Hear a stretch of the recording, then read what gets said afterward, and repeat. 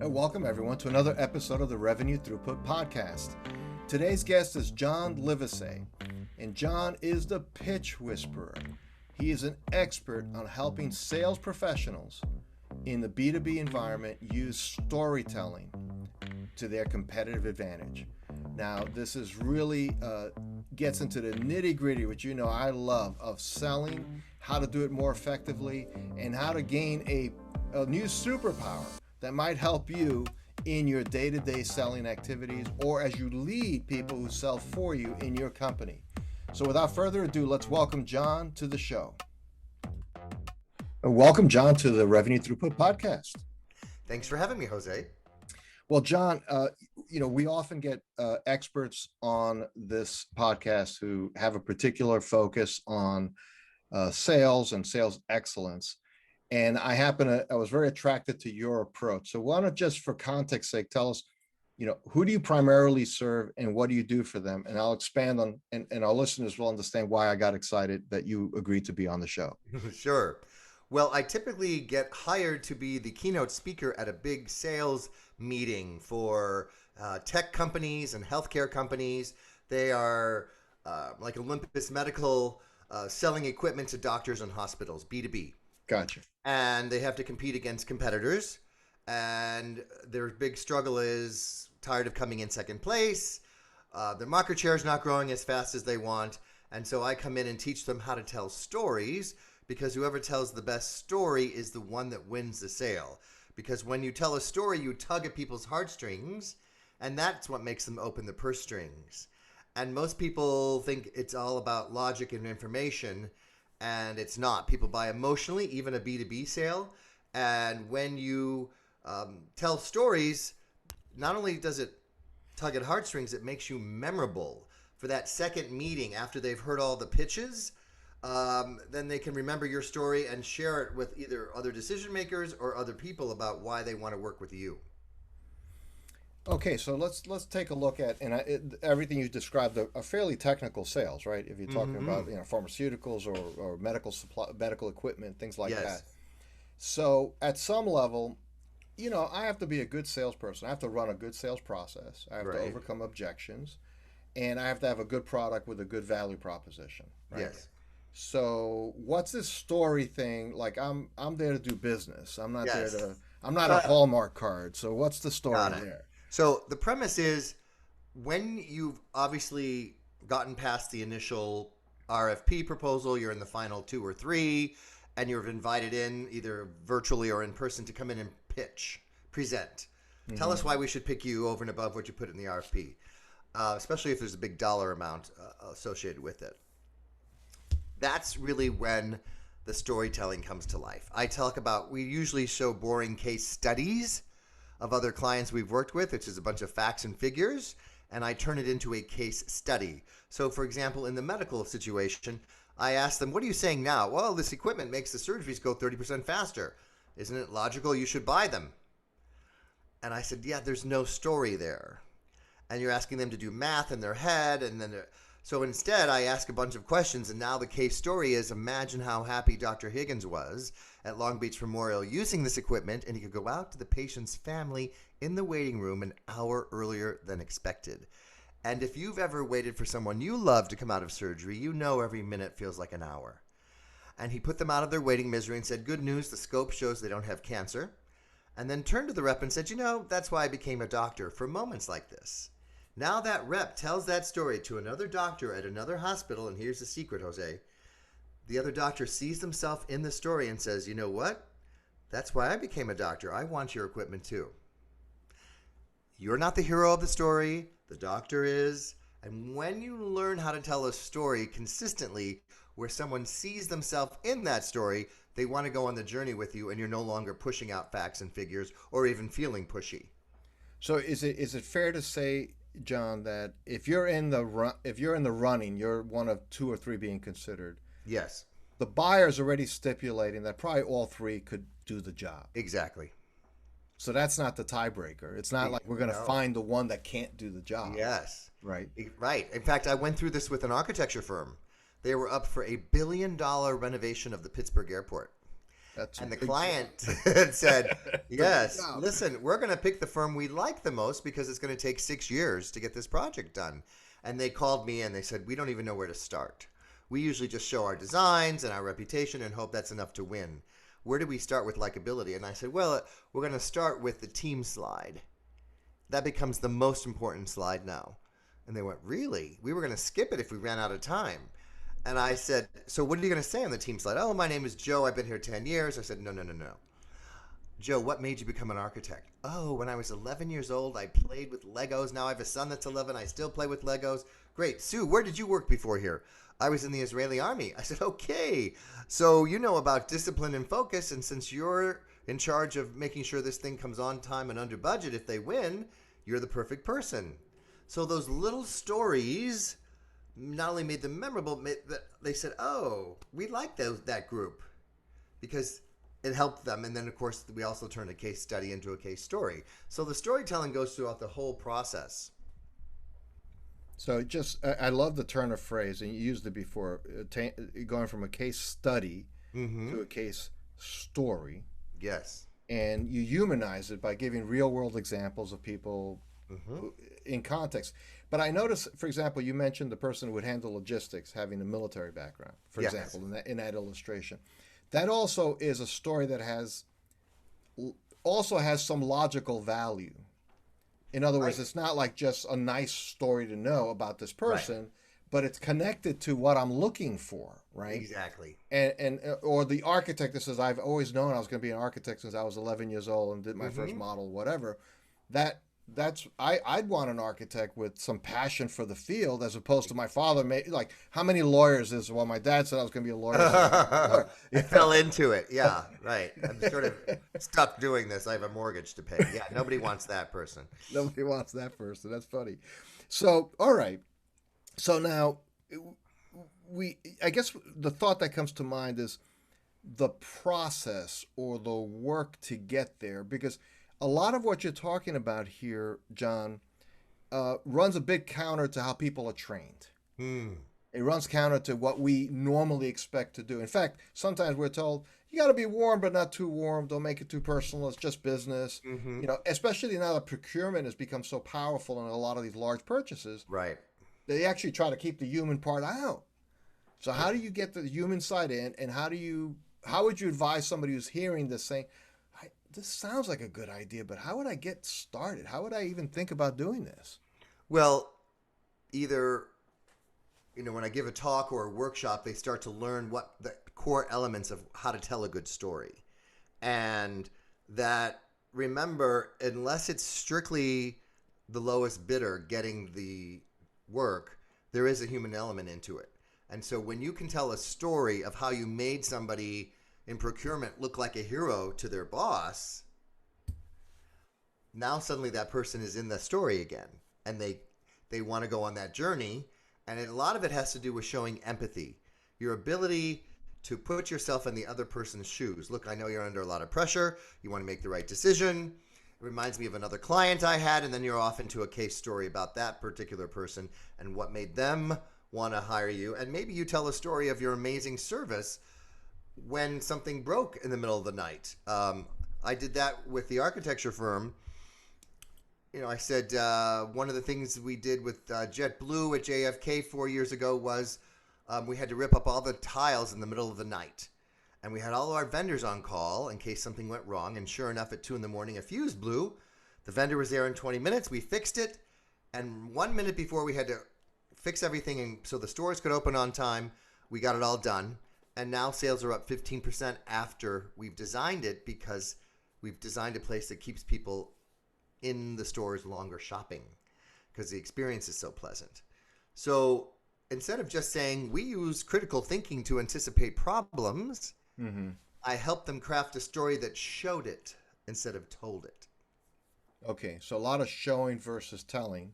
Yes. Which is, I think once you hear that, you say, well, yeah, that makes sense. I think people are afraid of sounding silly or sounding trite or not knowing how to translate that. But what you pointed to was just remember a situation where you did what you want to tell them you can do. And unless you just started the business yesterday, Right. you were never in the field, you have those stories, right? Most people Exactly. have these stories. If they're still in Yes. business and not in jail, they've done this successfully Yes. before. Well, the key is learning how to tell a great story every time. And that's what I train people on. Whether it's in my talk or my workshop, on my online experience, working with people, there's 4 steps. The exposition, the who, what, where, when, like you're a journalist. You need to paint the picture. You'll notice I gave details of Dr. Higgins 6 months ago, what hospital he was at. Suddenly, now we know where we are. Then, the better you describe a problem, the second step of a good story, the more people think you might have their solution. Because if you're describing a problem of what someone's feeling or worried about, they feel like, oh, you understand us. And then your solution, and here's the real secret to a great story, it's the resolution. What is life like after your solution? This is where most people do not include in their story. Imagine if the Wizard of Oz stopped after Dorothy got in the balloon and there wasn't that wonderful scene where she said, oh my God, there's no place like home. And I appreciate it. That's the resolution to that classic story and why it works so well. And so the classic resolution of the architecture firm was sales are up 15% a year after the design. So the story did not end when the stores opened on time after the construction work was done. And that difference is the difference between getting the yes and not getting the yes. Right, because if you just tell them what you do, Right. we're going to do like you said, we're going to do a motion and traffic study, and we're going to clock how many people come through, and then we'll come up with the design and so on. It's like, at that point, I'm not even listening. It sounds like words. It sounds like the right words from an architect talking about the technical aspects of what they do. But pointing to something you did and then what happened Right. makes me interested. So how can you do that for me? Right? Exactly. And describing the problem right before that, which is actually really saying, you get it, you get me, you understand. Right. Those things connect in a very powerful way. So I'm just trying to think, if somebody listening here is leading a small sales team, right? So you talk in front of sometimes, very large groups, Yes. major corporations. But B2B is B2B, and I've been around small sales teams that still have to crack $1 million sales, Right. and then some. How would I, as an owner, do you think, what are some best practices I could do to encourage this more so with my team? Like, what should I be listening for? What should I be trying to coach them? Because again, it's sometimes hard to teach an old dog new tricks. Yeah. Well, the biggest mistake I see salespeople making, whether it's a small company or a big company, is they jump right into selling the product. Okay. And, we know they're not supposed to talk about features, so maybe we've got some good people that are at least talking about benefits. But my whole premise is you have to start by selling yourself first. Okay. And you do that by your story of origin. Then you sell the company. And it's not this long 20-slide presentation on the company. It's the story about the company. What are the values of the company? What's the culture here? And does it fit the culture of the company of your potential client? Is there a fit? So sell yourself, sell the company, and then sell the product. And when you substitute the word sell with story, you've got now you're telling your story, the company's story, and then the story of another client who used your product or service and how much better their life is, and how you're the Sherpa. You're not the hero of the story. So getting your team to realize the importance of a story and then teaching them how to tell a good story. And then here's the secret, sharing the stories within the 3 to 5 or however many salespeople you have. Because you want to think of your brain like a jukebox or a playlist. So instead of pulling out a song, you want to pull out a story and have multiple stories ready to go depending on who you're talking to. Because remember, the goal is to get them to see themselves in the story. So you need to have more than one story because you're going to have a whole wide variety of different kinds of people that you want to be able to tell a story that they see themselves in. And what's really exciting about that too, John, is this, is if I hire a brand new sales rep today, that person doesn't have any stories yet to tell in the context of my company. But if I share these success stories, these real life things that have happened over the last 10 years as part of our collective history, yes, they can start telling that story too. It's still legitimate that they tell that story, just because they weren't there when it happened. Exactly. And then the jukebox idea, I think, is saying that obviously there's not one story that covers every scenario. Right. So in the airport thing, it was very specifically about, let's say, profitability from retail operations. Mm-hmm. There could be a whole nother architectural issue that has to do with, operational efficiency and time Exactly. on whatever. So very interesting how that would work. Now, one thing in our pre-conversation you touched on was turning an elevator pitch into an elevator story. Yes. And I like, if we just have a few minutes on that, I That's, think that's a of rich area course. for us to listen to. Well, everybody needs a good elevator pitch, and few people have one. And the problem is they either think it's an invitation when someone says, "Hey, what do you do?" "Oh, I get to talk for 10 minutes," and you bore people to death, or worse, confuse them with a bunch of acronym. Your whole goal is to intrigue people enough to say, "Wow, Jose, that's interesting. Tell me more." So I convert it into an elevator story. And again, most people make the mistake of saying, "I'm a lawyer, I'm a financial advisor, I'm a whatever." And then, but I have a whole format where you describe who you help first Mm-hmm. and what problem you solve for them before you even get into what it is you do. So once you know how so many salespeople struggle not to be seen as a commodity. I'm known as the pitch whisperer, and I come in and help the team learn how to tell stories, because after the presentation, who's ever told the best story gets the sale, and after working with me, they all become revenue rock stars. Now people go, "Oh, I totally get who you help, what problem you're solving. They're struggling not to be seen as a commodity. That's where my team is."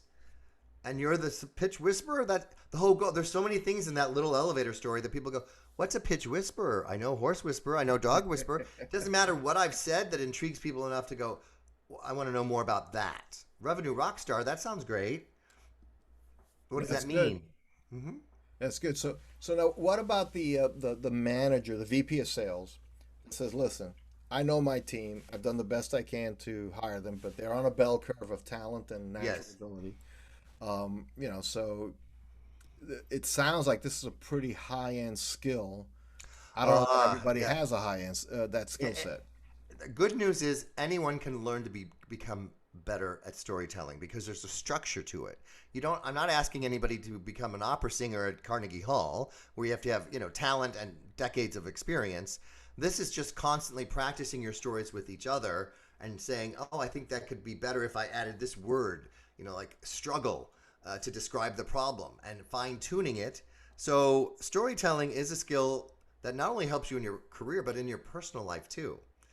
So the better, because everyone always makes time for a good story. So if you're having trouble getting, a doctor, if you're in the med sales, to give you 5 minutes, but you're known as somebody who tells good stories, they'll make time for that. If you're the person that's pushing out facts and figures, I'm too busy. So the good news is you can learn how to tell a story because there is a structure, and with some fine tuning and group coaching, everyone gets better. And even if you think you're good at it, I can get you to a black belt level Okay. where you really are tugging at those heartstrings and people are seeing themselves in the story in a whole nother way. Wow. So you can take, it's the classic, you can take anybody up a couple of notches, right? So if they're Yes. already an 8, you can get them to a 10. They're 3, you can Right. get them into like a productive storytelling capability. And the goal is then that directly mirrors the closings. If you're getting 10 qualified leads and only closing 2, once you get your black belt in storytelling, you'll start closing 5 to 6, if not more. Okay. Well, that makes a lot of sense, and I guess the thought too here is, practice. You talked about telling stories and practicing it. Mm-hmm. Would you recommend that like a sales team actually have some, like, I know they do role playing and stuff, but Yes, practice this in that context as well? exactly. Right, because the role playing can feel fairly artificial. Mm-hmm. But if you're like, "I'm going to tell a story," well, we tell stories. It's in our DNA. Around the campfire, when we lived in caves, we tell stories at parties. So you're like, "Oh," and then your friends can say, "Wait a minute, you didn't give enough detail in the exposition. I don't know when this happened. Or who was it you were doing this with? I need their name and title." Right. And then your friends start giving you feedback. "Oh, right. I have all that. I just forgot to put it in. Let me do it again." So it's refining the storytelling skills. And I had one client say, You know, my 7-year-old daughter says, "Tell me a story, Daddy. Don't read me one." And he's like, "I had nowhere idea what to do. Now I do. I know how the structure of a story is, and I'm a better dad because of it." So those moments really make me happy. Well, there's a story right there, John. So I Yeah. love it. I love it. That's very good. And you know, one very quick point, because you've alluded to it, but I think it's worth just calling it out a little further, is this. Facts and figures, speeds and feeds, you know, features, benefits, all of that. Any major B2B company today has that on their website, Yes. has that on endless YouTube videos. The buyer can get all that information, already has that information. That's Mm-hmm. probably why you were even invited to be in the room in the first place, is they had that. Exactly. Yep. But your point is, okay, that's table stakes. The Exactly. information is there. So if I show up thinking that's how I bring value, is by giving you what you already read on the website, not a lot of extra value. Exactly. But if I help you visualize or really see what the impact or the implications is of making this choice, I'm Mm-hmm. actually doing you a service as a customer. I'm helping you see what the end looks like from the beginning. Yes, exactly. You're reverse engineering the whole experience for them, and that requires maybe a little research and certainly a lot of empathy. You know, the soft skills of listening and empathy and storytelling are what make you strong, not the hard skills of I'm an architect, I'm a lawyer, I'm a whatever. That's great. That's great. John Livesay, this has been a fantastic time for us to get into a topic that I don't think gets enough coverage. This idea of the human side of selling, and it's actually the more effective side of selling. Because, you know, if companies could send robots out to sell, they would. But they can't. They still need people there. So, Hmm. if somebody listening to this wanted to know more about you and your work, where should they go? Well, I have a free gift for everyone listening. If you want a free script, just answer a few quiz questions. Go to John Livesay, Liv as in Victor, ESAY.com/free elevator story. And you'll put that in the show notes, you said. Sure, we'll do. And or just go to my website, johnlivesay.com, and you'll see a link there that you can access this free elevator story script to get started. And if you can't remember any of that, just Google the Pitch Whisperer and my content shows up. Oh, fantastic. John, this has been a great time together. Thank you for taking the time to meet with us on the Revenue Throughput Podcast. It's appreciated. Thanks, Jose.